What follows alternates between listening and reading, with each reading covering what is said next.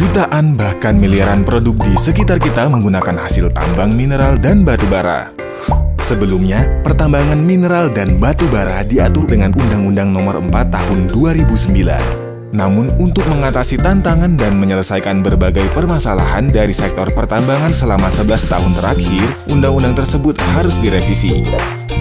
Karena jika tidak direvisi, Undang-Undang Minerba lama akan menimbulkan implikasi seperti tidak ada penegasan kewajiban divestasi, kerusakan lingkungan yang tidak terkendali, permasalahan antar sektor dengan kehutanan, perindustrian, dan lainnya, serta hilangnya manfaat ekonomi bagi negara.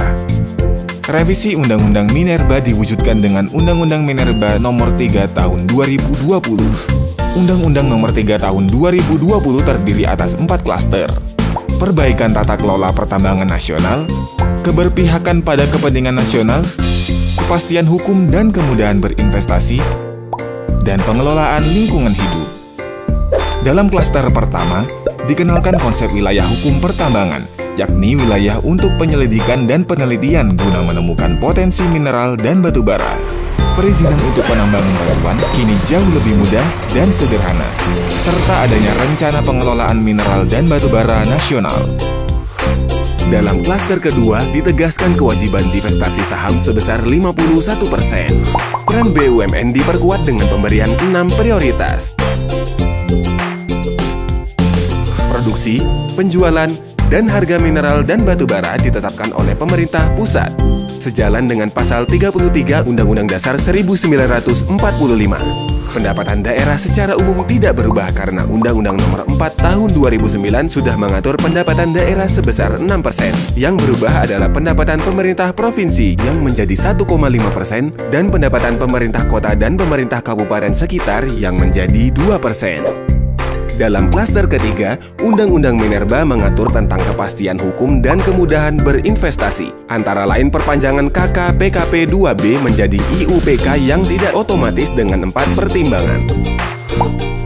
Penyederhanaan perizinan untuk IUP yang telah ada dan baru, pemberian insentif non-fiskal bagi pemegang IUP dan IUPK yang melakukan peningkatan nilai tambah atau hilirisasi mineral dan batu bara secara terintegrasi, dan pengaturan peran pemerintah baik pusat maupun daerah dalam memfasilitasi hak atas tanah masyarakat. Undang-Undang Minerba mengatur tingkat keberhasilan reklamasi 100% untuk WIUP atau WIUPK yang diciutkan, berakhir, dan diusahakan kembali, serta dana jaminan reklamasi dan jaminan pasca tambang. Reklamasi wajib memenuhi keseimbangan antara lahan yang akan dibuka dan lahan yang sudah direklamasi. Pemegang IUP atau IUPK yang tidak melakukan reklamasi akan dikenai sanksi pidana maksimal 5 tahun penjara dan denda maksimal 100 miliar rupiah. Itu dia penjelasan 4 klaster Undang-Undang Minerba. 4 klaster Undang-Undang Minerba ini diharapkan akan menegaskan kontrol negara, menguatkan peran BUMN, mendorong investasi, melindungi masyarakat, mengendalikan kerusakan lingkungan, dan meningkatkan manfaat ekonomi bagi negara pada sektor mineral dan batu bara. Ikuti penjelasan lain Undang-Undang Minerba melalui media sosial Ditjen Minerba.